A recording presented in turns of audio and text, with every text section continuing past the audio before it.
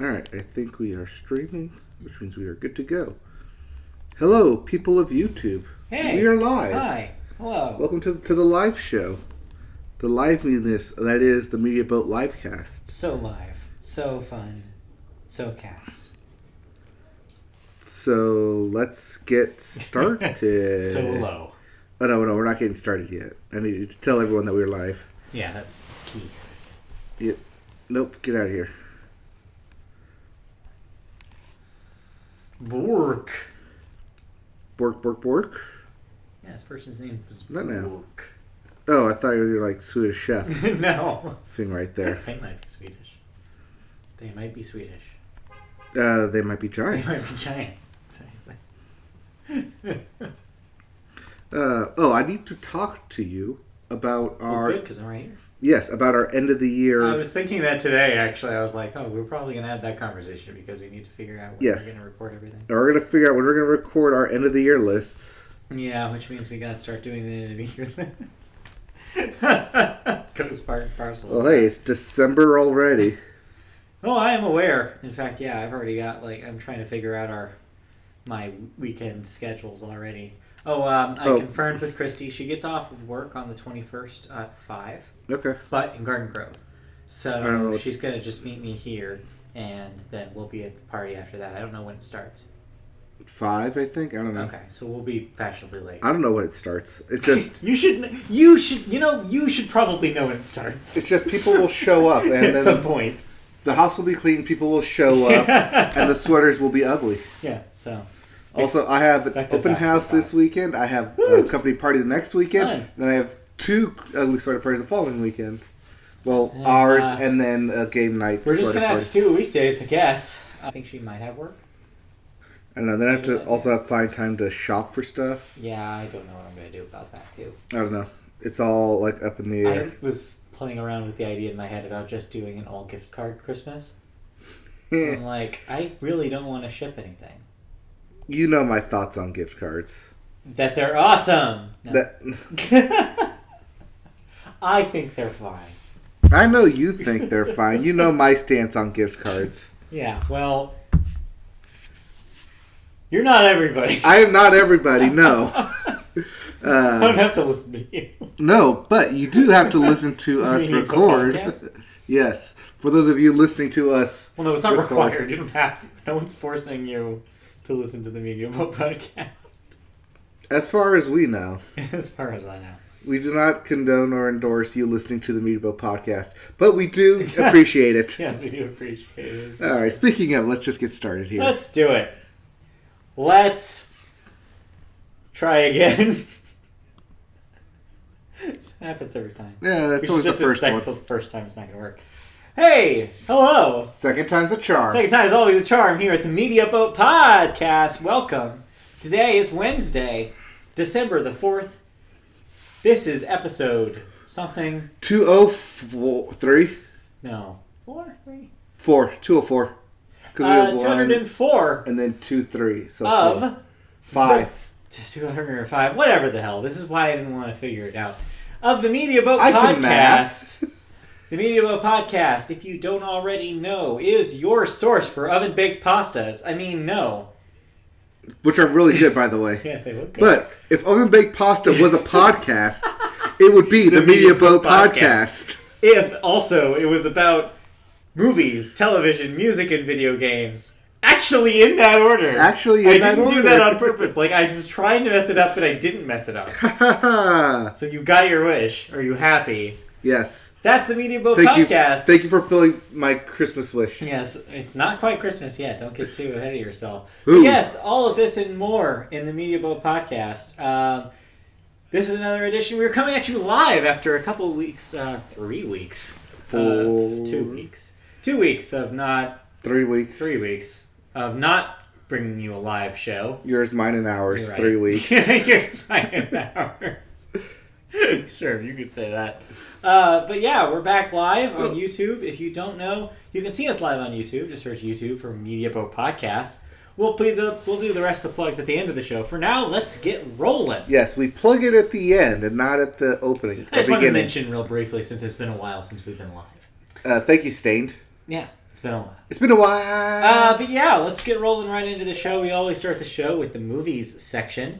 And we always start the movies section with the weekend box office numbers. So we both said Frozen would roll over as number 1. And roll over it did. But not like into a grave, but like roll over as number 1. Roll over like those monkeys jumping on the bed. Well, no, wait. Roll over. Roll over. I don't think that's how that works. That's how that works. I don't think that's how that works. Anyway. Yes, Frozen 2, your number 1 movie again this week with $85 million, adding to an already impressive $288 million. It's been out for 2 weeks, people! Yes, and people will still get that Frozen fix. Yeah, Frozen, I don't need to tell you this, but it will be one of the more money-making movies of the year. It might even crack the top 5 unless solidify Disney as having all top 5. But who are we kidding? Star Wars is going to blow it out of the water. Which is also by Disney. But will it get there before the end of the year? We'll get there. We'll see. With a whole, 9 days? Let's see. It comes out on the 19th, so... Yeah, 11 days. 11 days of box office for their year. Yeah, we'll see how it goes. Number 2, though, coming in, speaking of Star Wars, Rian Johnson's Knives Out with a $26 million debut. Not bad. For a movie probably where that was probably around the budget. Around $30 million? Yeah, I would bet. It doesn't seem like a very expensive movie to make. But yeah, good reviews. I am very excited to see that. It is still on my list to go see. I didn't see it. My girlfriend and I are considering a Frozen 2 Knives Out double feature. Ooh, is it like a drive-in? No, I wish. That would be great. I know where a drive-in theater is, but I don't think they'll have that as the double feature because those are two widely different audiences. Also, it's been raining here, and I don't know if I want to go to a drive-in while it's raining. Yeah. Bad idea. Seems just like a bad time. Yes. Number 3, Ford versus Ferrari, still somehow in the top 5. $13 million, adding to an $81 million total. I have 2 secondhand reviews. Secondhand reviews. That. Yes. Oh, is that a new section for the Media Boat podcast? Well, secondhand thoughts. Well, one is dad thoughts on it. Oh, okay. Always fun. Always fun. Dad said go see it. It's a great film. I bet this. You know what? It seems like something he'd like. Seems like something he would like. Also from my racing roommate. Racing roommate? Yes, my roommate who likes races in NASCAR. He said it was very interesting to watch. Yeah. However, it is super Hollywood in the fact that they kind of like Hollywoodize it at the end with the last turn when in real life nobody wins in the last turn. It's always like 5 miles down determined way ahead of time. Yes.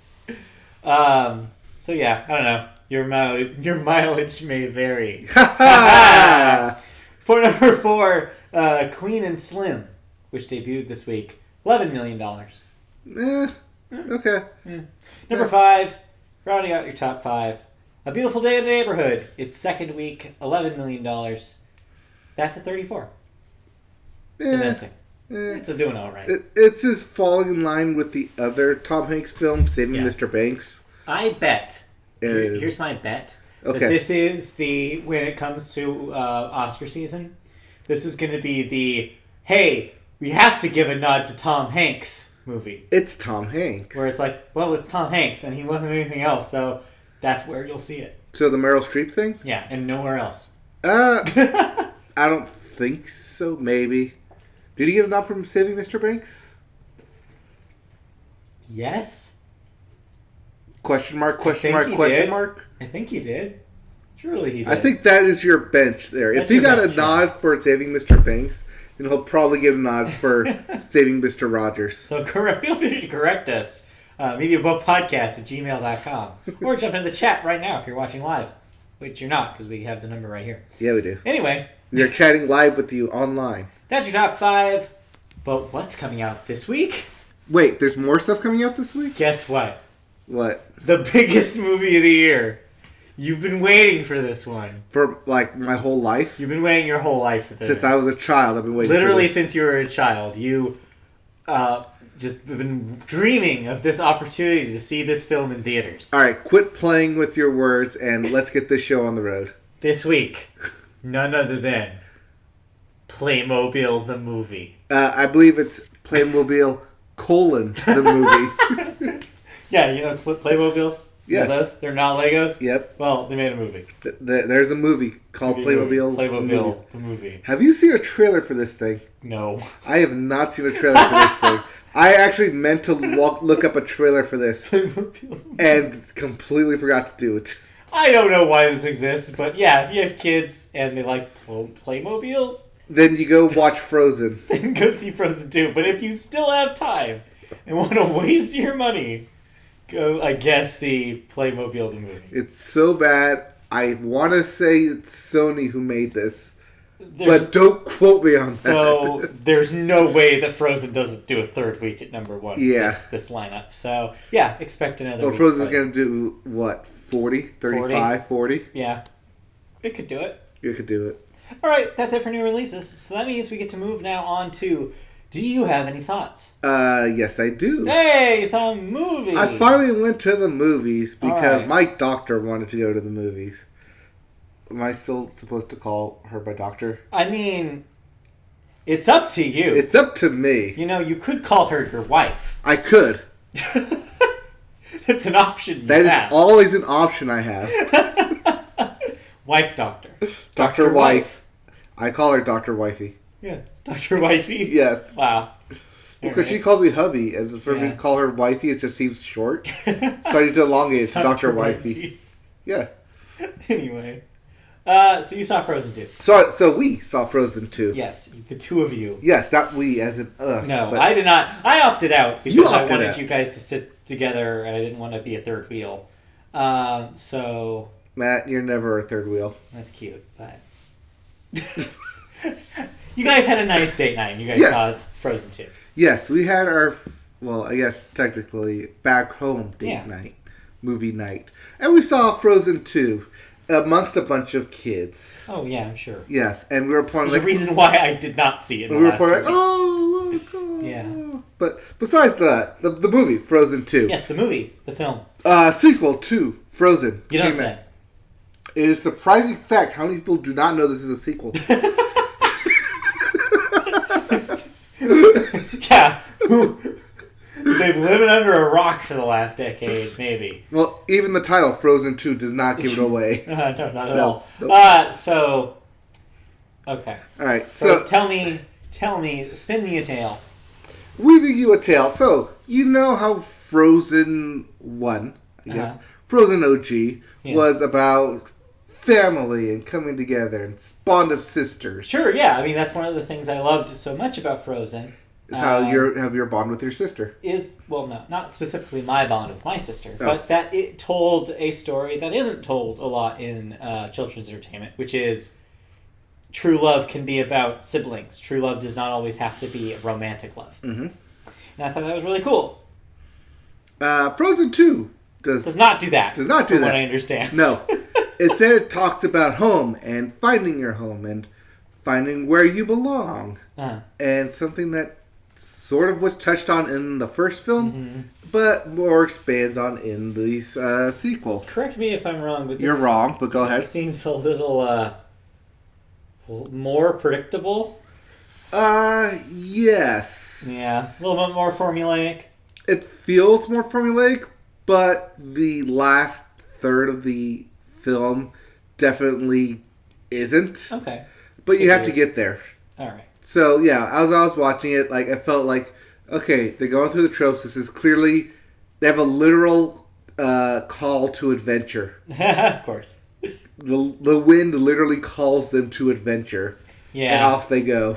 That kind of reminds me of the Wisps in Brave. A little bit, where it's like, all right, you really didn't have any sort of thing to move this character, so here's a really arbitrary thing that we created. Well, that's kind of what this is too.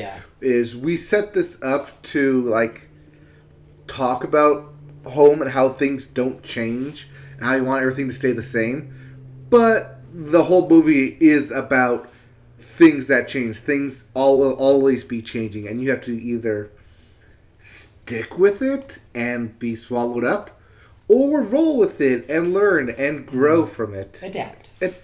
Be adaptful. Adaptable.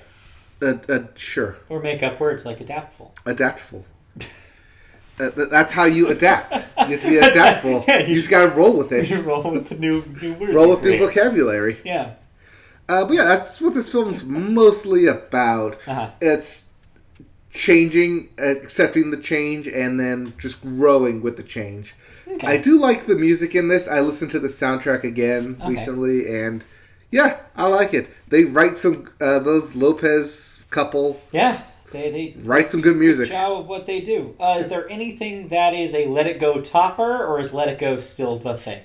I'm gonna safely say Let It Go is still the thing, and kind of will still be the thing. It is literally the peak of the mountain. Yeah, and that moment. So basically, what I want to know is that does anything in Frozen 2 outdo the sequence, the Let It Go sequence in Frozen 1? It is still some of the most graphically impressive stuff. Yes. Well, yeah, I mean, I would hope 6 years later that they could do some more impressive things with the animation, but that's not what I'm talking about. I mean, like, the impact of that scene. Like, the feeling that you got like the first time that you saw a literal Frozen. showstopper. Yeah, like, they try it. They try it twice. Okay. And both times are visually stunning, but at the same time, just because like you have that Let It Go impact in your head already. Yeah. Like I'm watching this and I'm like, okay, this is their Let It Go moment. Okay, no, now this is their Let It Go moment.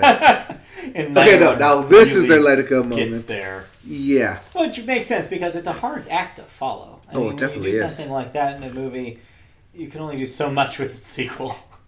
Right, and they do. They do what they can. They do what they can. That's good. They play with Elsa's origin stories. They play with the mother. They play with like where you belong, like what's best for you as a person, and where do you find home and how do you grow. Olaf felt forced everywhere. Well, it did in the first movie too, to be fair. Yes. Like, they don't need to give Olaf as much screen time as they do. No. It's just they know they have to because there's a certain audience that will tune out if Olaf's not on the screen. Oh yeah. Well, that's why I was like so happy when they like decided to go away from the Olaf storyline. Yeah. Like halfway through the film. Like, we don't need this. No. I think they even realized that they didn't need that. They're like, could we just like do away with him somehow? And sure enough, they found a way. But at the same time, they also gave Olaf a new look because you gotta sell those toys. You got to. You gotta have a new look for merchandising. And it's a good film. I'm not gonna immediately say one of my top 5 of the year. Yeah, that's the vibe definitely about a good film. Thing is that. So you know how we had the same feelings about Incredibles 2? Yeah. Exact same feelings. Where it's like, it's so hard to follow something that I think it's fair to say a lot of people think was like an instant classic upon its debut. Say what you will about Frozen. Personally, I have complicated feelings about it. I really liked it when it came out. My feelings, like, after multiple, like, countless views have maybe weakened a little bit. And I think Moana is a better version of the same kind of formula. That being said, I can't blame people for being like, well, this is kind of Frozen again, and it's, it's good, but Frozen exists. Right, but also, Frozen exists, you wouldn't have this film. Because this is not this storyline is not where you start this storyline. Frozen is where you start the storyline. Yeah, so like in Incredibles 2... It's the same thing. You don't start your storyline with Incredibles 2. You start it with Incredibles. And I mean, Incredibles 2, it's hard to even remember. Did that come out this year? That was last year. Okay, good. I was like freaking out. Toy Story 4 was this year. Wow, that feels like that was ancient times. But Toy Story 4 was this year. That seems like a long time ago too. Mm-hmm. But that's an interesting comparison to make because they're both follow-ups to impossibly like revered movies. Yes.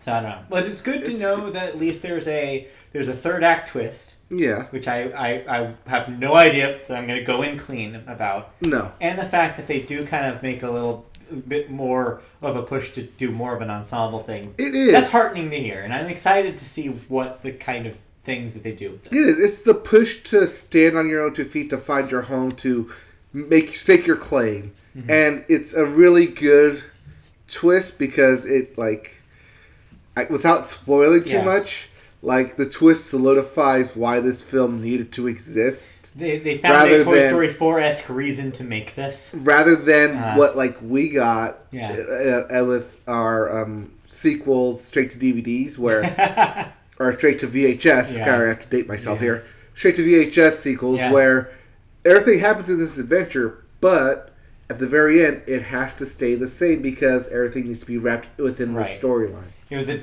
problem Disney always got themselves into when they would do a prequel movie. Yeah, it was like, well, we know how this ends because we've seen the other movie. Right. So yeah, like, that's good to know that they do something that's more drastic than that. Mm-hmm. Okay, cool. Well, I will hopefully maybe see that this weekend, but we'll see if that happens. It's a good film. Definitely worth watching if you haven't already watched it, if you're not part of that 250 million. Media Book Podcast patented scale. What do you say? Go see it. Go see it? All right. So don't wait for it to be on Disney+. Nope. You're going to be waiting probably till... No, March. Yeah. There's usually 100 days after initial release. Jeez. That's not a lot of time these days. No, it's not. Crazy to think about. Anyway, okay, cool.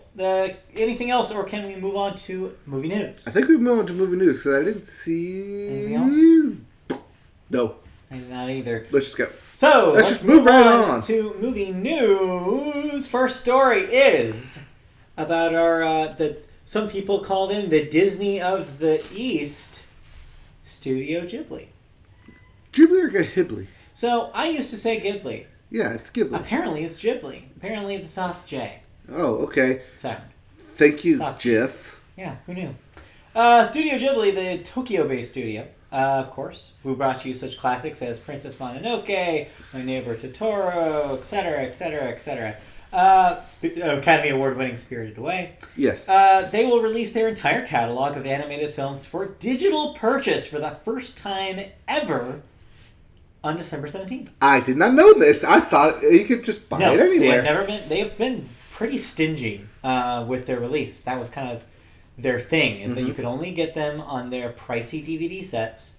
And the 1-2 punch of first HBO Max announcing that they were going to have streaming rights to the Ghibli catalog, and now them saying they're going to post them on digital, is a huge change for them. Yeah. The films will be available to purchase in both English and Japanese languages on all of the major digital platforms. Like I just mentioned, they previously announced an exclusive U.S. streaming deal with HBO Max for the Studio Ghibli library starting in May. The catalog includes Spirited Away, Howl's Moving Castle, The Wind Rises, The Tale of Princess Kaguya. I mean, there's a bunch more. Porco Rosso, Kiki Service. Ponyo, yep. Yeah, I think we named most of them. Yeah, all the good ones. Yeah, so this will be a good opportunity for a lot of people who missed them or didn't want to spend the money for that like $300 Blu-ray set to watch some of these movies, and some of these movies are really great. Or to own in your Google our Apple iTunes catalog. Digital locker. Yeah, digital locker, so you own it.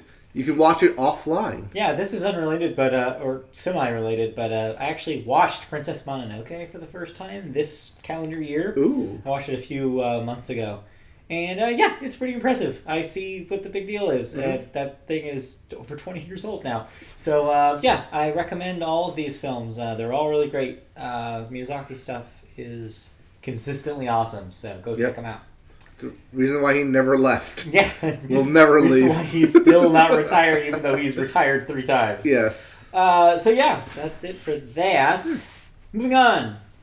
It's award season. You know it's December when awards are coming out. So not the big ones yet, but we are talking about the Gotham Awards. Well, no, this is not the award you give to Batman. No, it's not the award where the Riddler comes out and makes you guess who's winning the award. No, and no, Joker is not the winner of all these categories, thank God. Joker is not even nominated. Hell yes!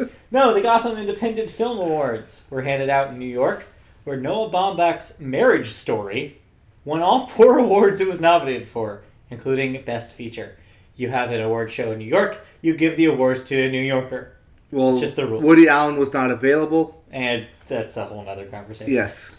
Adam Driver won Best Actor, and Noah Baumbach himself won for Best Screenplay, as well as the Audience Award. Marriage Story, that's the Netflix one, right? Yes, it was going to be on Netflix. I don't know if it is currently or not. It was, I think. But, yeah, that's maybe. I think that already happened. I know they've been advertising it. Yeah.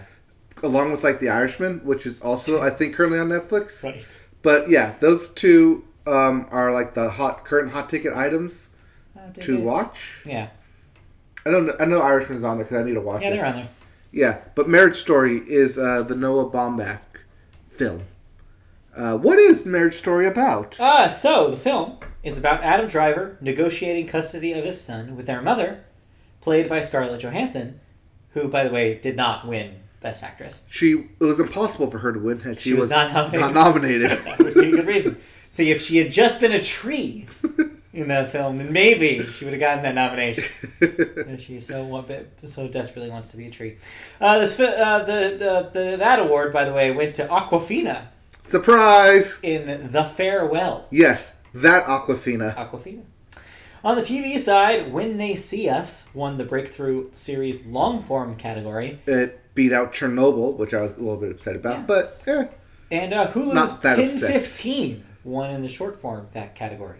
Comedy. I remember hearing good things about that thing when it came out, but I completely lost track of time, never watched it. Right. I think it was originally called Pen 15 Club, and they changed it to just Pen 15. Yeah. Recent Gotham Award winners, in case you're wondering what won in the past. Yes. Why should I care about who wins these awards? Include Call Me By Your Name, Moonlight, Which Spotlight, Which one? Birdman, Which one? Boyhood, Which one? And The Hurt Locker. Which one? 1, 2, 3, 4 of those went on to win Best Picture after that. Yeah. Not all of them, but 4 of them. That's not bad odds. No. Marriage Story, however, maybe it's nominated, but I think that the inherent Academy anti-Netflix bias will keep that thing from winning. It will probably get a nomination. I think other award winners for this include Moonrise Kingdom. We see how that went. I am so burned after last year's debacle with Roma that I will never, ever put my money on a Netflix movie when it comes to Oscar season. Yeah. I feel like that was irredeemable. It was so stupidly They gave it the Foreign Award. I can't. No. They gave it the Foreign Award and they gave it the director. I can't. They just couldn't give it the overall. I can't with you, Green Book. Can't. Oh, that's right. Green Book won. Green Book. See, no one remembers because it didn't earn it. No, anyway. I was going to say The Shape of Water won, but no, that was 2 years ago. Before. That was the year before. Green Book. All right. That's it for movie news. Yeah, I had a lot of. That's it for movie news. Yeah, I had a lot of fun trying to tell people how Green Book won, but shouldn't have won. Well, we'll get more into more Academy Award talk in the coming weeks because nominations. You're right around the corner. They're coming. Next week, I think. I think they might be next week.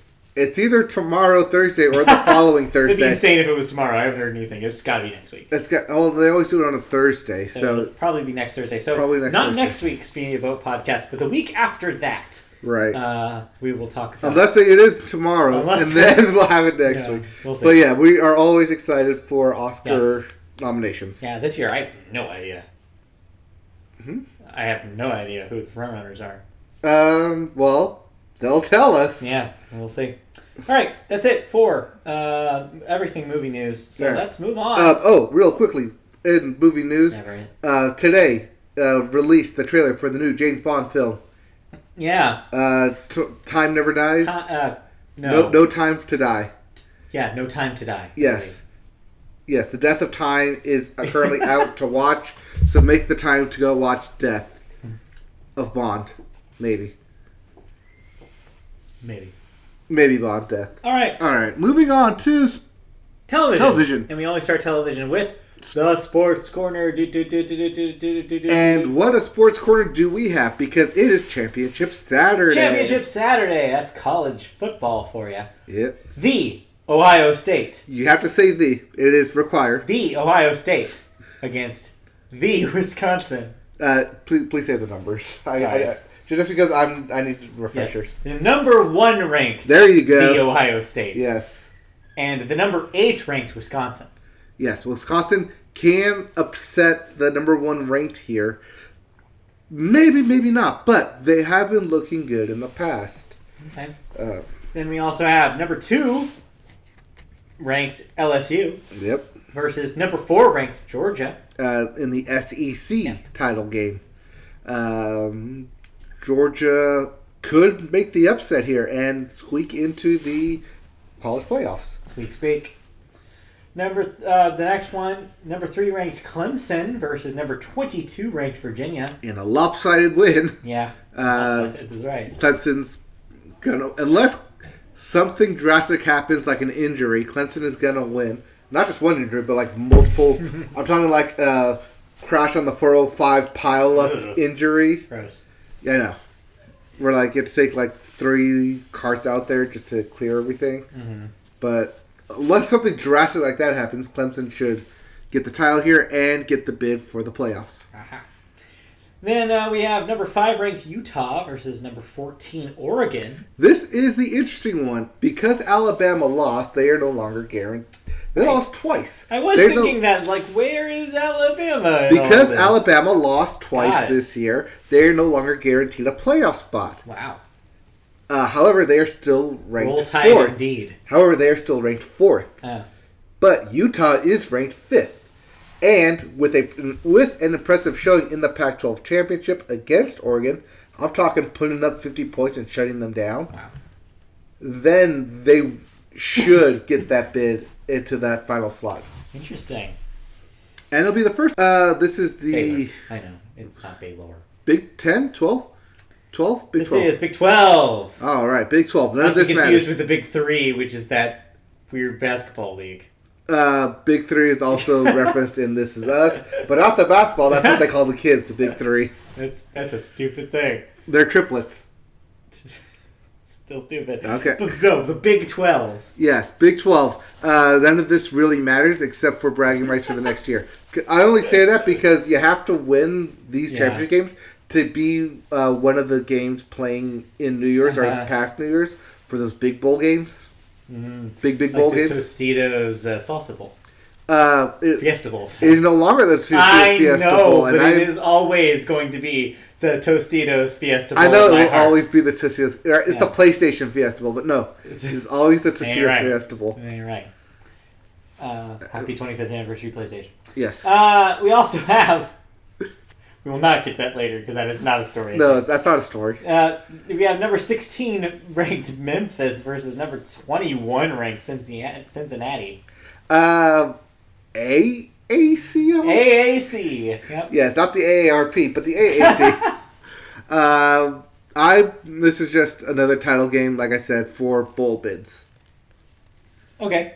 Number 19, Boise State against Hawaii, which does not have a ranking. Yes, this is the Mountain West title game for our local Mountain West team here. Why does Hawaii not have a ranking? They are currently unranked. They are not in the top AP 25. Wow. So they are not necessarily that bad, but there's just 25 teams better than them, at least. Got it. And Army-Navy. The classic Army-Navy game. Yeah. Presumably the president will show up for this. And get booed again? Presumably. As seems to be the par for the course now every time he shows up somebody. Well, he's currently leaving the NATO alliance meeting. Yeah, that sounded like that went swimmingly. Apparently he had a yelling match with French President Macron. Yes, he did not like the Macrons they were serving. Macaroons. I got it. Yes. You didn't need to explain the joke. All right, that's it.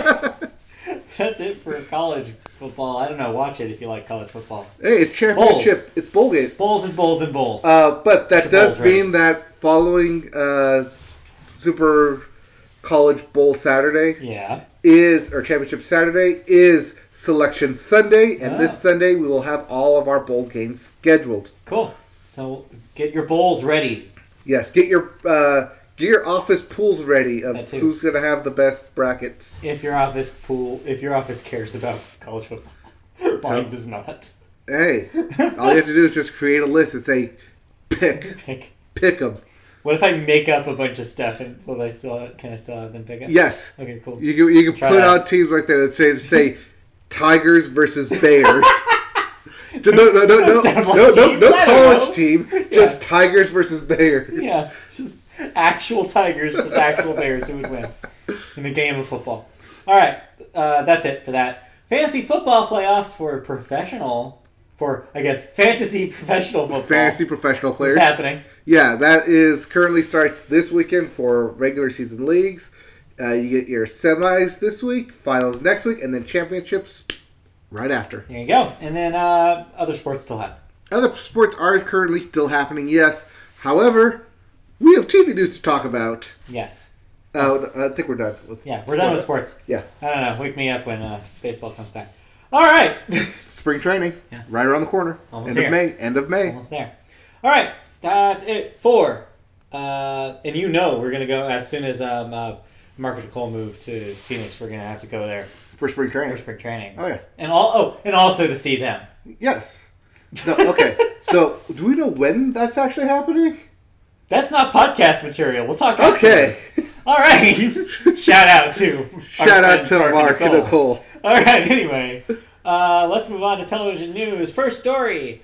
Hey, we talked about this before. This is a follow-up story about the Viacom and CBS merger. Guess what? It's happening. It's on. They made their merger official, and Viacom CBS, no space, one word, CBS in all caps.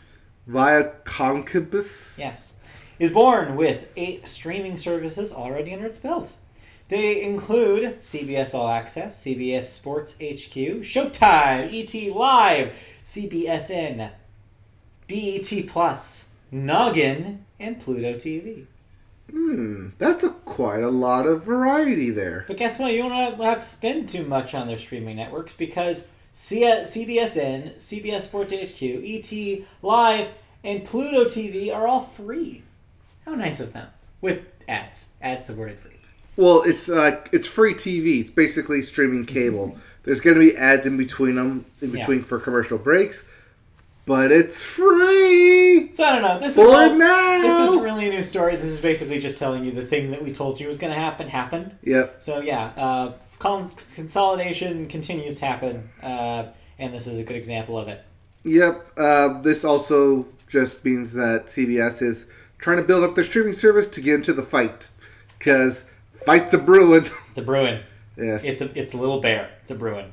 Speaking of mergers here. Yes. We had a merger earlier this year of AT&T buying up Warner. We did. Well, and we're still seeing the after effects of that. Including, after 15 years with the company, Cristina Miller, president of Warner Media's Cartoon Network, Adult Swim, Boomerang, and TCM, announced that she would be leaving at the end of the year. She said, quote, "This is not a decision I came to lightly. Ultimately, it feels like the right time for me to leave and take a little time to think about what comes next." This marks the latest top-level executive departure at Warner Media Network following its purchase by AT&T. Miller was asked to stay on by the new Warner Media leadership, but opted to leave. She has led the Kids and Young Adults division for the last 5 years, where she was responsible for all aspects of the business, including global oversight of content development and production and franchise management. So you have her to thank for all your Cartoon Network faves of the last 5 years. So I want to thank her directly for greenlighting and then later canceling OKKO. Because at least it got to exist. See, I thought you were going to go with Steven Universe. Well, that would have been before her tenure if it was 5 years, right? No. Slightly before. Yeah, right before. So yeah. Well, she was in the development before she became the head. Okay, so maybe she was part of it. Yeah. And whether or not she was directly involved or not, she's definitely spearheaded a lot of, been there while the network has spearheaded a lot of cool things, like including this year's Infinity Train miniseries. Yep. Like, they've been doing really cool stuff on Cartoon Network. Adult Swim is consistent as ever. I mean, Rick and Morty returning this year is a sign of that and being renewed for like 1 billion episodes. 80. So the environment, it seems healthy over there. Yeah. But that, I mean, you said it seems healthy, but that makes me question this new environment coming in, because as we have noted, a lot of leadership has left Warner Media. I would bet that there are a lot of people in the old guard who are very used to how Warner acted as, quote, independent, even though it's really hard to call a company as massive as Warner Brothers independent. Right. But AT&T is probably way more corporate. And so I'd imagine that if I was in a high-ranking position at Warner, used to how things operated, I would be leery of having some stiffs come into my office looking very, very corporate and changing things up a little bit. Yeah, even if that hasn't happened yet, I would be worried that it could. And I don't blame someone like Miller being like, I'm going to check out other things, other options that I have in my career. I'm still young. I still have time to do all this other stuff. Right. Instead of risking having all the things that I want to do potentially shut down by the corporate overlords. Being locked in for 5 years and just getting turned away at every turn. Or if something goes sour, having people think that you're responsible for it because you're the name. Right. When it's something that you couldn't control. So I get it. It's the same reason why a lot of people are, and we've reported on this, are leaving Sony right now in the PlayStation division. Yep. Is because the new console generation is on the horizon. They want to get out now so that way they're not responsible or have to basically press the restart button for the new generation. They've already seen what happens because they've lived through the PS3 era. Been through a cycle. Yeah, PS3. 4. This is the end of the 4 going into 5. I know, but they were at the company during 3 and saw how that I see what you mean. Going. I'm curious as to how much corporate synergy, cross-pollination they want to have going on. I mean, AT&T probably wants so badly to be Comcast. Yeah. That's what's happening. They want to be Comcast. They want to have their fingers in all of the content distribution. They want to become a content company, and that's why they bought Warner in the first place. So I think the answer to that question is they want it all. They want to be involved in everything. So I think that they will put their feelers down into the individual networks and really try to change how it is and try to make it into a money-making enterprise even more so than it already is. HBO Max and how they're ramping that up is a perfect example of that. Yeah. They want that thing to be a Disney Plus killer. It makes me weary, though, because you got to put out good content and not just something that's super formulaic. You got to have fresh blood. You got to have fresh ideas. You got to have something that sparks people's interest, not something run-of-the-mill by the numbers, which... Granted, that's what CBS comedies and their dramas have pretty much been for the last 10, 15 years. For them to figure out, though. We're talking about Warner. I know. So, yeah. I'm just looking at the big CBS-Viacom merger as well into this. Yeah. I mean, compared, they have a bigger uphill battle, for sure. Right. Because they're not nearly as strong of a giant telecommunications monster as AT&T Warner is or as Disney is. So, it'll be interesting. But, yeah. This is what has wrought the consolidation era has wrought. All right, let's stop thinking about that. Okay. Thank God, and let's move on to. Do you have any thoughts about television this week? Watching any television? I did. Or I do. I watched the Casey Musgraves Christmas special. I listened to the Casey Musgraves Christmas special on Spotify. Does that count? Okay. So it's kind of like watching it. All right, so tell me what you thought about the music. I just imagined what was happening, and really, it was like I basically watched it, because it's not too dissimilar from what I understand. It's not. I don't know. It seemed all right. It seemed like the best songs were stuff that was already on her previous Christmas record. So it wasn't anything really new. The duets that were new were fine. I feel like she didn't really give Lana Del Rey time to be Lana Del Rey in their duet. I wasn't super impressed by it. I thought it was cute, and I thought some of the comedy bits in between the songs were cute, but it was it's fine. It exists. That's how I felt, except I got the joy of looking at Casey Musgraves. Sure, it's part of it. So I got to see all of her randomness costume changes. Yeah. Even though this is supposed to be like the Christmas Eve episode where you're getting ready for Christmas and guests keep popping in. I did like how it seems to play with the very concept of the Christmas special. Yeah. But you know what? That are also kind of felt already done. Did you watch the Netflix Pee-wee's Playhouse Christmas special that they did? I think we watched that together. This felt like that in the way where it's like, let's take the concept of how people used to do Christmas specials on TV and let's make fun of it the whole time. And I feel like that did it first and better. And so this doing that again, I was like, I've kind of seen this. Yeah, but if you haven't seen it, if you haven't seen this concept done before, yeah, sure, it could be interesting and fun, but by no means is this going to be an instant classic. It's fine. It's fine. I watched it. I enjoyed what I saw. Yeah. I enjoyed what I heard, but I'm not going to spring to watch it again. It just reminded me of how good that Christmas record she put out is. So my recommendation is give this a listen on Spotify. Don't give Amazon your time or money. And you'll get everything you need out of it. Except for the visuals. And then if you... Just look at a picture of Casey Musgraves. yeah, while you're doing it. You'll get the exact same feel. Yeah, actually, that's our solution here. And then go back and listen to her Christmas records she put out because it's all of that. Most of the songs she did there, and it's really good. Yep, and then listen to Golden Hour because you should. And also because, you just should. Because you just should. All right. Let's see. Anything else on television? I watched the CMAs. Well, I didn't watch, but I was forced to watch the CMA Christmas special. Okay. Also, because it was the interlude to it, You're Not Special, Brad Paisley, or whatever that special was. Oh, yeah. Brad Paisley thinks he's special. Neither of them existed.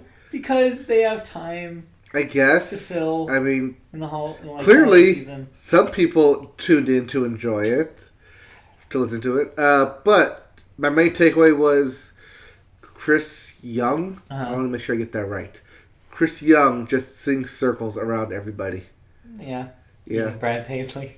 Well, he wasn't a part of that, but yeah, Brad Paisley thing was super dumb. Oh, okay. I didn't understand why this thing needed to exist. It was just super dumb. I thought it was it's going to be like his birthday or something. No. It's a vanity project. Just clearly a vanity project. Yeah.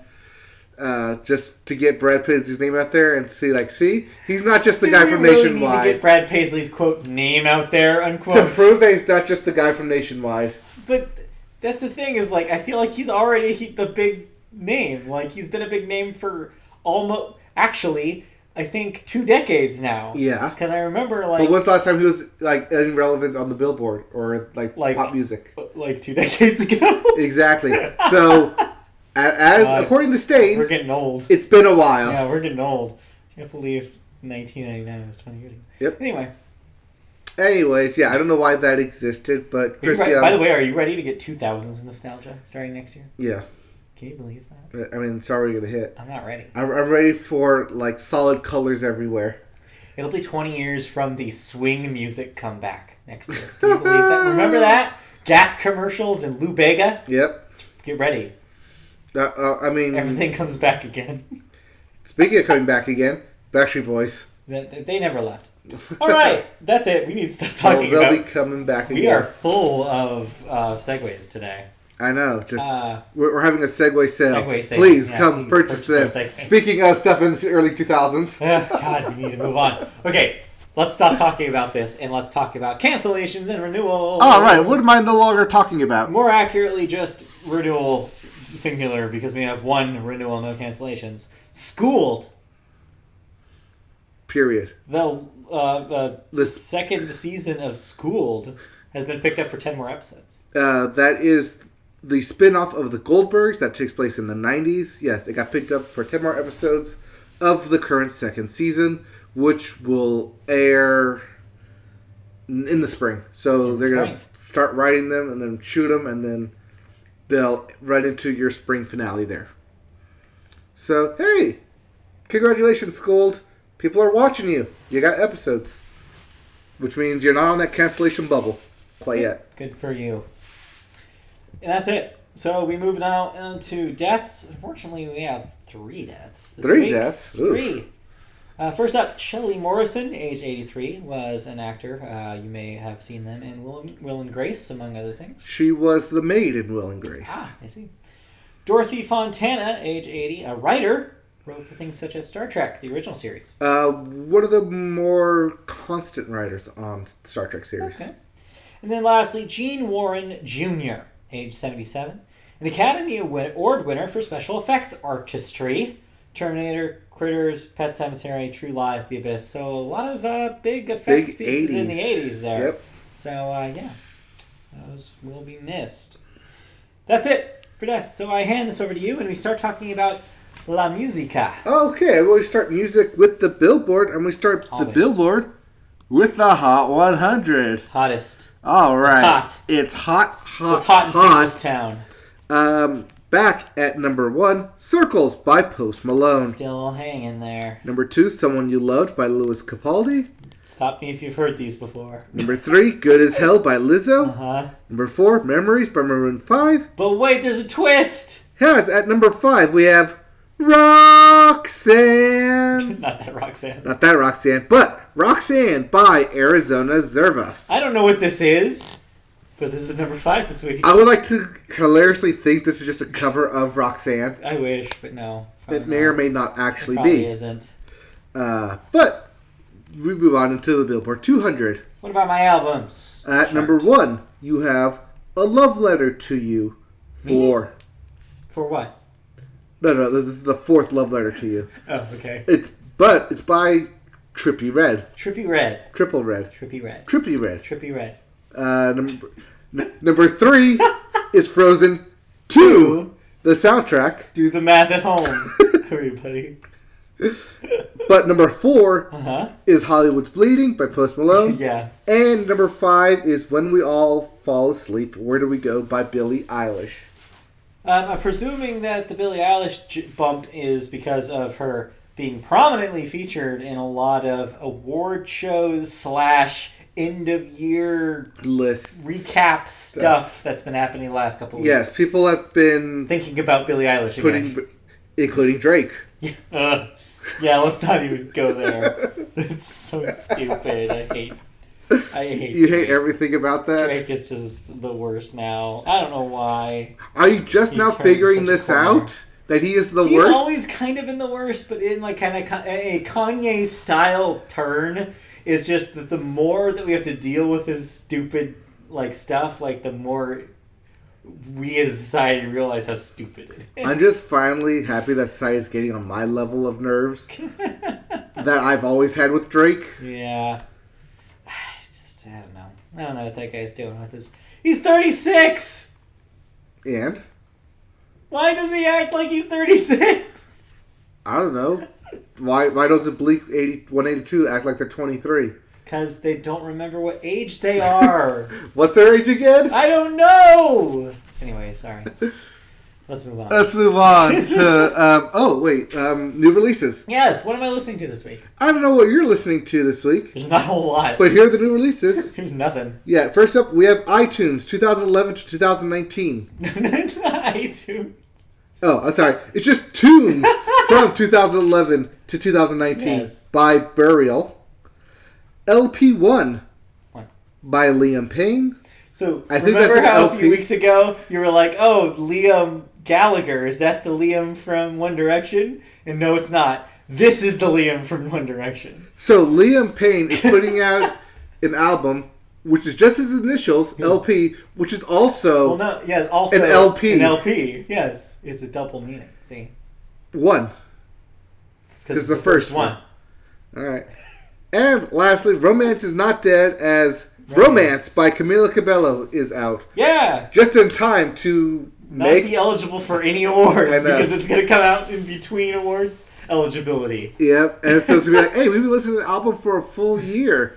Oh, wait, that's because we have, because honestly, eligible. Camila Cabello is so big right now, she does not need that. This thing will do really well because just on the strength of how hot she is right now. Like, and also just how hot she is. I mean, yes, also right now. But yeah, on just the popularity of Senorita as a single this year, she could just ride that for the rest of her life, probably. Probably at least for the next 4 years. Yeah, for a while. Yeah, she's actually put out other singles are good too. Actually, that single "Liar" she has out is really catchy too. Right, but the same way it has Iggy Azalea and Juicy J, rode the coattails of Ariana Grande. Wait, you mean Jessie J? Yes. Juicy. I think there is also a Juicy. There is also a Juicy J. But have you ever seen them in a room together? No, I haven't. Okay. But still, it's like DJ Khaled and Khalid. They're two different people. No, they are not. I was just listening to something. When one is behind a MacBook, he is DJ Khaled. When he's behind a microphone, he's Khalid. No, they're two different people. I just heard something recently where somebody was pronouncing his name Khaled, and it made me so mad. I was like, no, it's Khalid. He is Khalid. Are you sure it wasn't me somewhere? No, it was... Anyways, music news. Not much happened this week. Well, no, but if you know the difference between Khalid and DJ Khaled, yes, you might be a genius. Hey, thank you. You're welcome. But I'll talk about a different kind of genius here. RapGenius.com, as it used to be known. Yes, currently known as Genius Media Group. This story is a follow-up story to something we reported on months and months and months ago. Yes. As Genius Media Group filed a lawsuit against Google and LyricFind, a Toronto-based lyric provider, alleging the company's ripped off song lyrics from Genius. The lawsuit seeks at least $50 million in damages from Google and LyricFind. Quote, defendants Google LLC and LyricFind have been caught red-handed misappropriating content from Genius's website, which they have exploited and continue to exploit for their own financial benefit and to Genius's financial detriment. This according to the lawsuit filed December 3rd. In its lawsuit, Genius said it estimated that approximately 40% of lyrics for new music displayed in Google's search results feature lyrics that, quote, are being unlawfully misappropriated from Genius's website, end quote. This is something we did report on 2 months ago. So back when we talked about it before, we basically were saying that Genius had found this out. They basically were like, oh, we did some research and apparently Google's been ripping us off. It wasn't that they did research, it's that they put a red herring in several of their lyrics. Right, and they copied it exactly word for word. So now they're finally taking legal action on this, which is why this is a news story again. So we'll see what happens, but they're taking on a big company with Google. So they're also taking on a big topic in lyrics. It's interesting too because their entire model is we're the place where crowdsourced lyrics happen. Well, it's not just where the lyrics happen, but where people can go to find the meaning of said lyrics. And so to have people basically just Google a song and find the same content that Genius has is literally, as it says, keeping money away from them. I think people never step foot on Genius.com's actual URL, then Genius.com doesn't get ad revenue, they don't get the clicks, they don't get anything. Well, I think it's more than that. It's that when Google pulls their big magnifying glass inside Google, it doesn't say that it's by Genius. It says it's by LyricFind. Yeah. And I think that is their major problem, that people aren't associating it with Genius, with Rap Genius or Genius or whatever. It's just Genius now. Yeah. But I make that joke because my girlfriend will not let go of the fact that it used to be Rap Genius. I'll never let go that it used to be Rap Genius. Just like it used to be, it will always be considered the block of orange. Right, yeah. I mean, I eventually got over Honda Center because I was going there so many times. I was forced to go there so many times that on my ticket literally said Honda Center, but... Yeah. It's really hard to call that thing the Arrowhead Pond. It is hard to go back. Yeah, because Arrowhead does not promote them anymore. I know. But I know what you mean. It's like... so it's a running joke between us where I'm like, oh, well, just look it up on Genius. She's like, yeah, I'll look it up on Rap Genius. Yep, it's rapgenius.com. Genius. But hey, congratulations on your lawsuit. Yeah, we'll see how that goes. I mean, you have solid evidence proven. Indisputable, so we'll see what happens. Yeah, I mean... Indisputable. I'm just going to call it right now. Settled out of court for undisclosed amount. Oh, yeah, no. Google will not spend a day in court for this. All right. All right. What else is going on? What else is going on? Other web streaming service, Spotify. Hey! Yes. Amid a forest of decade-end and year-end statistics posted by Spotify this week, Post Malone and Billie Eilish hit some notable marks. Notable marks. Yes. Not our mark, but other marks. Mark Zuckerberg, he's notable. Yes. Highlights include Post Malone is the most streamed artist of 2019. Yeah. With over 6.5 billion streams globally. And Billie Eilish's When We Fall Asleep, Where Do We Go? Is the most streamed album of the year. Also, Senorita by Shawn Mendes and Camila Cabello is the year's most streamed song with more than 1 billion streams. That's a lot of streams. Followed closely by Billie Eilish's Bad Guy with more than 990 million streams. A song I thought would be number one on here, but isn't. Old Town Road. Yeah. As that came out this year. Yeah, I think that was probably because most people who were discovering Old Town Road were probably doing so via YouTube, not Spotify. Maybe. That's my theory on this. I think the YouTube numbers were the thing with Lil Nas X as opposed to Spotify streaming numbers. Maybe, but also note that because Old Town Road had like 4 different versions. It's also kind of probably divided. Divided and didn't conquer. Yeah. The other thing I will say about this, so these are their 2019 stats. They also put out end-of-decade stats, as you mentioned. Yes. Those I didn't report on here, but just in case you were curious. I am curious. Drake was the number 1 streamed artist of the entire 2010s. Like on purpose? Apparently. Okay.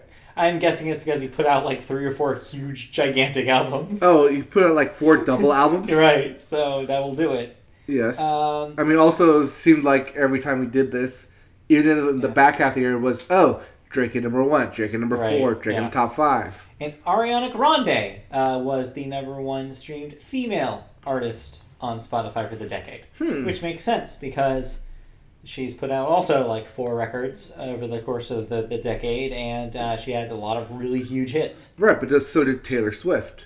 Yeah, but you have to keep in mind Taylor Swift wasn't on Spotify for most of the decade. That's right. So she probably didn't even get close. Yes. Yeah, weird. I nearly forgot about that until I said it. Her catalog was not available even up to the point where 1989 came out. It was finally available post Reputation. Mm-hmm. So yeah, you get all of her catalog on there. So now that makes sense. Fudged numbers and all. Right. Yeah, that's just a little ad. I know. Story. We're ending the end of the decade list. We're getting there. It's the end of a decade. It's the end of an era. Yeah. That actually gives me ideas for doing a decade thing for March of next year. Yeah. No, we're not doing an end of decade. I'm not ready for an end of decade.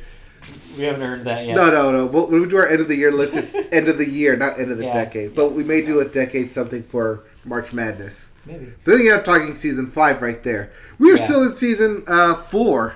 I did have an idea actually for that again after podcast talk. Okay. I did have an idea, kind of fleeting, but. All right. Did you have any thoughts on music? I mean, I talked about it. The only new thing I listened to last week was the Casey Musgraves Christmas special. Okay. I don't believe I listened to anything else new, so I think we're good to move on. I definitely did not listen to that Coldplay double album. There's a Coldplay double album? There was a Coldplay double album that came out. It's okay. I didn't listen to it. There's also a Lady Antebellum album that came out. Oh, actually, I listened to that. Ocean? I actually listened to that. Okay. I thought it was okay. I liked it more than their last thing. They were promoting it heavily at the Christmas, TMA Christmas. But from what I could remember about it, I mean, I don't remember a whole lot about it because I listened to it once, but it seemed like an okay record. Okay. Yeah. There's one song where like they do a collab with Little Big Town, and so that's like what 7 people? It sounds like there's 7 people fighting for that song, and I was just like, all right, this is too much. Is she passing the mic? Yeah, it's literally that. Literally pass the mic. It's weird. That thing is weird, and I don't know why they decided to do that. Okay. But yeah, besides that, it's maybe to tell people, hey, we're two different people. We're two different groups. Bands. Stop getting confused with each other. This one has 2 ladies. The other one is 1 lady. That's how you tell. Well, one is a 3-person, the other one's a 4-some. If you know what I mean. Yes, that's why they're a little big town. Yeah, of course. What they do on that pontoon is up to them.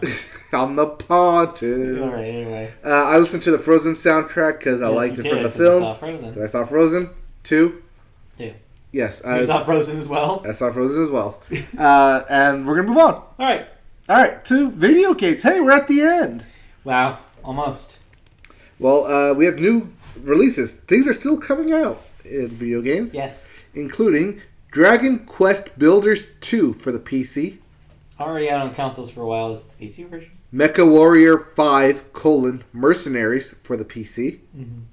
Darksiders Genesis for the PC, and not the Sega Genesis. Yeah, I thought that when I was typing it too. I was like, and lastly, Ancestors: The Humankind Odyssey for the PlayStation and Xbox. This was out on PC earlier in the year to mixed reviews, and now it's on consoles. Hey, of the Firewatch fame. Yeah. Firewatch Studio, Campo Santos, in the Valley of Gods. Yes, their previously announced follow-up to Firewatch. Yep.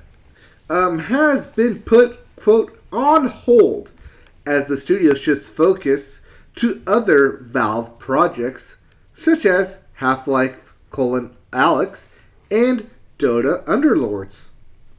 Campo Santo came under the Valve umbrella in 2018, and the parent studio is known for a relatively loose internal structure that allows developers to move around between projects at will. In a statement to Polygon, Campo Santo co-founder Jake Rodkin explained the decision to move resources from In the Valley of Gods, which was originally announced in 2017, over to projects, chiefly the VR exclusive Half-Life: Alyx. Mm-hmm. So this is kind of a follow-up to when on my solo cast I talked about that they had announced Half-Life Alyx, and that it was unclear at the time whether this meant that the Campo Santo team would be abandoning the previously announced Valley of the Gods. This right, or how far along they were into development. This kind of confirms that at least it still exists. It's still a project in flux, but it will not be their next thing. Which, puts the release into question about whether we will even see it next year. I'm going to put a 4-year hiatus on it, if I'm going to be honest. 4 years seems way too long. You think that, but we don't know how far along they were into development. Yeah. They may come back to it with fresh ideas and may start from scratch. They may just scrap the whole thing completely, saying this was a loss. My thought about it is that scale-wise, I bet that thing was never going to be as big as Valve wants us to think Half-Life Alyx is going to be. Like, Half-Life Alyx, everybody thought when it was announced, like, oh, surely that's going to be like a little VR experience, but in the reveal trailer and the stuff they talked about last week, they pretty much said, no, this is going to be a long-ass game. Like, this is a full-fledged VR game. We're going to make it. Which then makes me think, well, maybe then they do have the resources to work on Valley of the Gods within a reasonable time frame, because it's probably a much smaller project. Right. So I could imagine that maybe this is just a temporary hold, and I still wouldn't be surprised if they were able to put it out in some fashion by the end of next year. Yeah, but it is really hard to switch gears from going from a VR game and a Half-Life game at that right, to something you've been working on for the past 2 years. Yeah.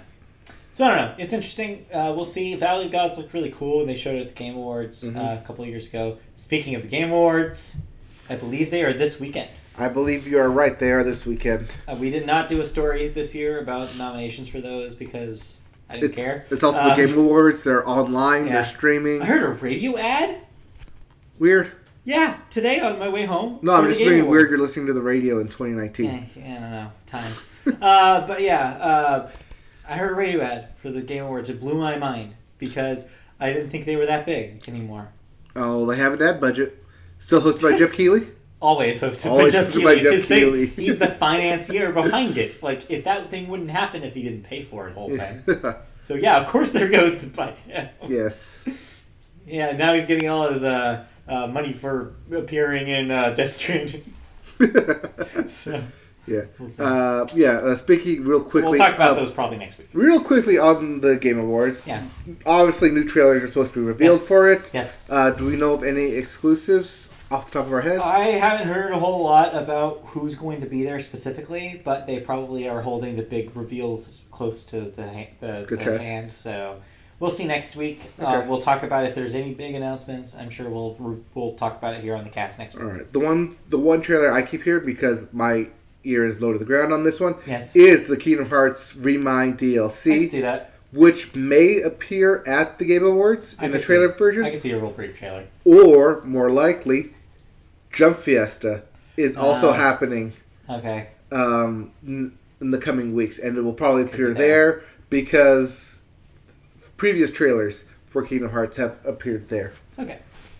So yeah, either way, I guess you'll have some Kingdom Hearts expansion details next week. Probably, most likely a release date.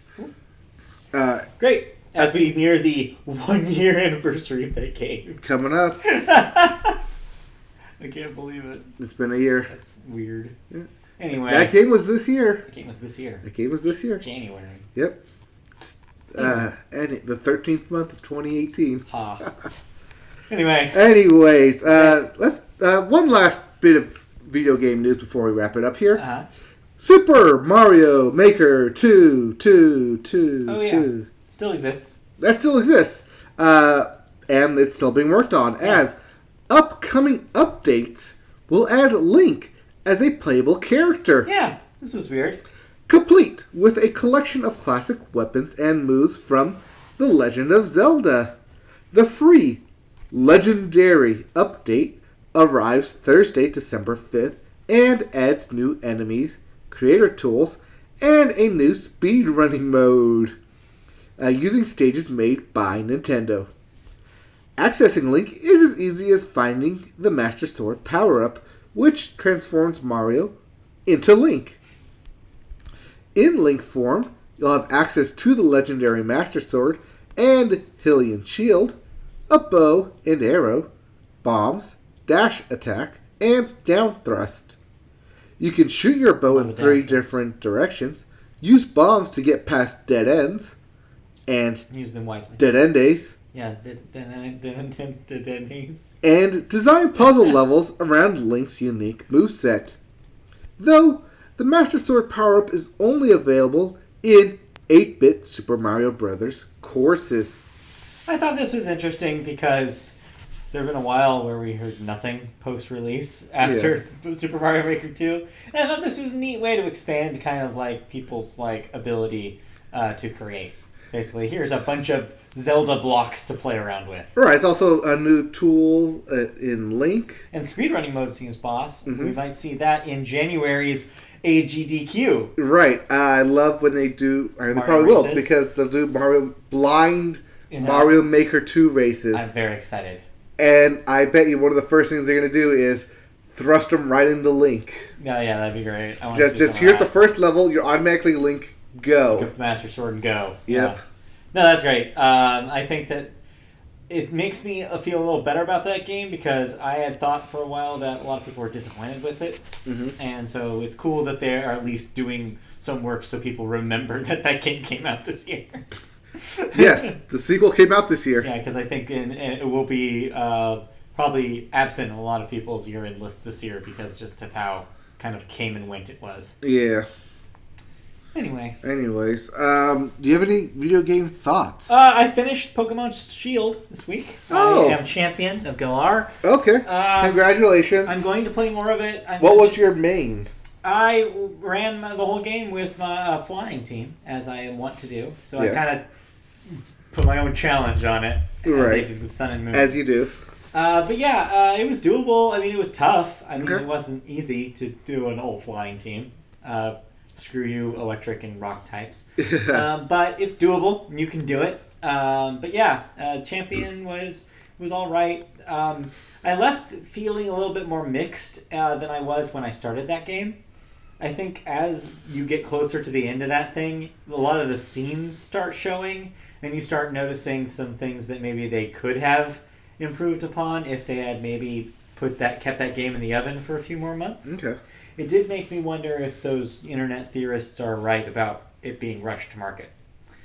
Because I do think that there's just a handful of things that they could have done a little better. And it does make me interested in if they do a follow-up, like an Ultra Sun and Moon style follow-up to this next year. I want to see the kind of things that they improve on. That being said, I haven't played any of the post-game content. I understand that there's a giant tower to tackle after this is over, kind of similar to the Battle Maison in X and Y. Okay. So I'm ready to try to tackle that challenge next and see how much post-game content there is. I have 70-something Pokemon in that thing. It's ridiculous how like... Did you have any trouble catching that many? So, it's interesting that you say that. I was going to talk about this when you've played it to kind of see what your experience with it as well. Well, we won't be talking about it till the end of the year lists. But the internet, unfortunately, things... you can throw like even Ultra Balls at something that's in red health and it'll take like 8 to catch it, which has never been the case before. Mm-hmm. So yeah, it seems like there's some sort of number generator in the background that's not as like generous as it used to be. From what I've read, or from what I've seen online, the game wants you, or basically forcing you, to stack and use status effects and weather to make catching easier. But yeah, I'm a classic Pokemon trainer though. Yes. I will just go it to red and just throw balls. So you're just going to keep poking at it till it finally happens. Keep throwing those balls. They do have something, and I don't want to necessarily spoil this, but there is something that is given to you towards the back half of the game that does improve the likelihood of catching things. Okay. And that does make it a little easier. So it's almost as if they knew that there was an issue, and they did put something in the game to make it less of an issue towards the end of the game. All right, EXP share, got it. No. I know. EXP share is on permanently. Permanent you cannot turn it off. Yes. But yeah, so I'll play some of the post-game content. I'll report back with if there's anything interesting in there. But yeah, it'll be interesting to see how much of a life that thing has beyond its main storyline, which was, like I said, kind of disappointing towards the end. So yeah, I don't know. Okay. I'm overall still pretty positive about it, but maybe not as positive as a whole about it that I thought it was going to be. Well, you're definitely going to have to rank it somewhere in the end of the year. Oh, it'll be in my top 5. I mean, I've had a lot of fun with that thing. Yeah. So it'll be up there. Okay. I played some more Tig Biddies and Mark Sanchez. I'm doing some more Ultimate Madden, though. Uh-huh. I got like a bunch of like free cards because I Mutt, yeah. Mutt mode. Yeah, Madden Ultimate Team. Yes. Yeah. I had been on like a month and a half, so it's like, oh, you're back. Here's 5 stud cards that will severely help your team. That'd be like if I jumped into the show right now. It'd be like, you have like 50,000 points. Yeah, it's like, oh, you missed this bonus, and this bonus, and this bonus, and this bonus. Like, oh, you missed like the Division bonus, and the World Series bonus, and the All-Star Game bonus, or whatever. I might jump into the show this week. See how that goes. Yeah. I haven't played since my pitcher hurt his wrist on the first pitch of a game. Seriously? I told you about that. Damn Angel staff. Seriously, they have the worst coaching. Worst coaching staff ever. All right. Well, I think we're done here then, right? We're done here. All right. So let's plug away. Thanks for joining us for the Media Boat Podcast. This was a fun one this week. Probably because I'm very caffeinated off of this giant Diet Coke. It's a macho Coke. It's macho, indeed. This has been the Media Boat Podcast. Thanks for watching us live. If you watched us live, you didn't. We saw your numbers. We are live, though, on YouTube on Wednesday nights around 6:30 p.m. Pacific time. You can check us out by going to YouTube and searching Media Boat Podcast there. Find our page, like, subscribe, click that bell. It's fun. You'll get notifications when we go live. It's a whole thing. Ding, ding. Ding, ding. If you also want to find us on social media, we're over there. Media Boat Podcast on Facebook. Just search that and find our page. MediaBoatCast is our Twitter handle. Find this there. We'll have updates when we're live on there as well. If you don't want to watch us live, you also have the option of listening to us in audio-only podcast form. You can find that on most podcast services, including Apple Podcasts. Just search MediaBoat Podcast and you'll find us. You can also find us playing video games like your Madden Ultimate Team on twitch.tv/MediaBoat. And last but not least, if you love us, if you want more of us, if you want us to have happy, healthy lives, consider donating to our Patreon. Yes, we're on Patreon at patreon.com/MediaBoat. Go there, donate as little as $1 a month. Even that small, minute amount, a fraction of a coffee, even that small dollar can help us make things better and and will go to hosting this podcast. So consider donating today. Patreon.com/MediaBoat. It'll also give you an exclusive episode of your choosing. Yeah, we'll figure that out when it happens. But it hasn't happened yet in 4 years, so please consider. And then also you can... I missed one, and I just forgot. Twitch.tv, MediaBoatCast, Facebook, Twitter. You can email us if you'd like to give us feedback, ask questions that we could read on the air, whatever you want to do. Email us at gmail.com. MediaBoatPodcast@gmail.com. Gmail.com/MediaBoatPodcast? That's not how it works. That's not how that works. So yeah, that'll be it for this week's MediaBoat Podcast. Catch us next week for another episode. We'll be back with more live things, more thoughts, more news, more reviews. As we hurtle towards the end of 2019 and the end of the decade. All right, so let's quickly talk about what we're going to plan, and we'll have that plan with you next week. All right. Bye. Okay, bye. Oh no. What? Was lost possible causes. Oh no. You're saving... Labeled locations. Okay. Oh, dropouts. Okay. Where does it say we dropped out? I don't know, but we'll drop out later.